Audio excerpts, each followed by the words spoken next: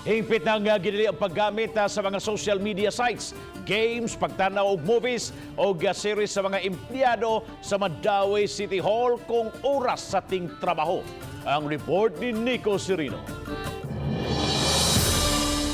Sa memorandum gipahinumduman ni City Administrator Jamal Kalipayan ang mga empleyado sa syudad sa mga gidili matag oras sa trabaho.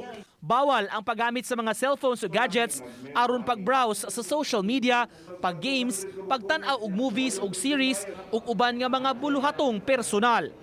Gipasabot ni Kalipayan, daghang reklamo og sumbong ang ilang nadawat kabahin niini nga kuno pasimple lang nga mohimo niini ang mga city employees oras ting trabaho.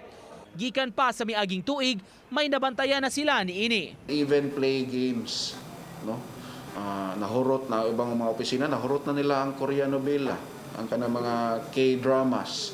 Do not want nga makuha ni siya, mahimo ni siyang culture diri sa Mandaue nga kung wa kay buhaton tungod kay way niabot na dokumento nimo. Ang mga masakpan hayan nga mapahamtangan og silot maong miauhag na lang sila sa mga empleyado mutuman sa nalatid sa memorandum.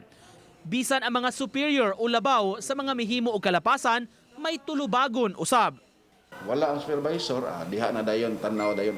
Na iba na ipakilin, na iba ipangsod gani sa bag niya, makanana lang sa bag, sus nada dito sa salida. Nya karon ra ba di na gini mo mahibaw-an kay mag-headset, bluetooth. Hibong lang kay ni pangutana niyo di na mo tubag. No? Naghilak na di ay kay tungod sa drama. So we don't want that. Exempted hinuon sa maong kamanduan ang mga empleyado nga nag-manage sa social media accounts sa ilang opisina, maong gikinahanglan sila nga mo-access matag karon og unya sa maong mga sites. Uban ni June Sulon, Nico Sereno, Balitang Bisdak.